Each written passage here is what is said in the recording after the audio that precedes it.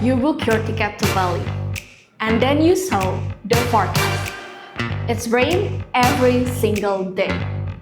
That moment of panic, I get it. But what if I told you that you're not losing the Bali you imagine? Because in this video, I'm gonna talk about what to pack, how to survive the rain, where to stay, what to do if it rains all day, and yes, if it's actually cheaper. Let's get into it. First, what should I pack? These are the minimum essentials you need to bring for your day trip. Dry bag, poncho, quick dry clothes, power bank, mosquito repellent, and waterproof sneakers. Second, where should I stay? Fun fact, the closer you are to the mountain or the higher up you go, the rainier it gets. Places like Sidemen, Ubud, or Munduk are super stunning, but they do get more rainfall. If you want to minimize the rain and stay closer to the activity, go for Canggu, Uluwatu, or Seminyak. But during really heavy storms, some parts of South Bali can flood, especially low-lying areas like Robokan, Sunset Road, or central of Seminyak. So it's better for you to ask your host or your hotel about the flood risk. Now, how do I get around?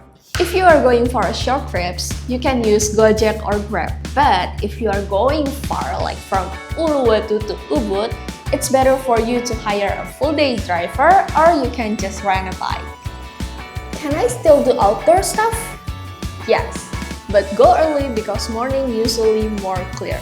There are a lot of some fun outdoor activities that's still doable in the rainy season. For example, surfing, tubing, easy waterfall chasing, ATV rides, or snorkeling.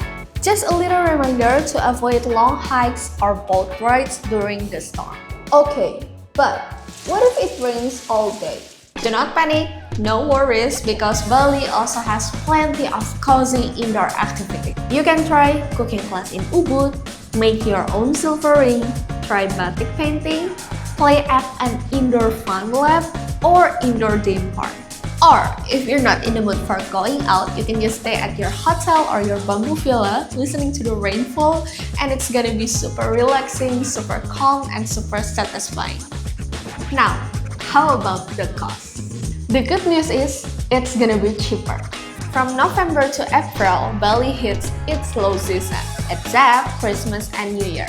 You will likely get cheaper villas or hotel, easier booking, tour discount, and less crowded at the beach or cafes.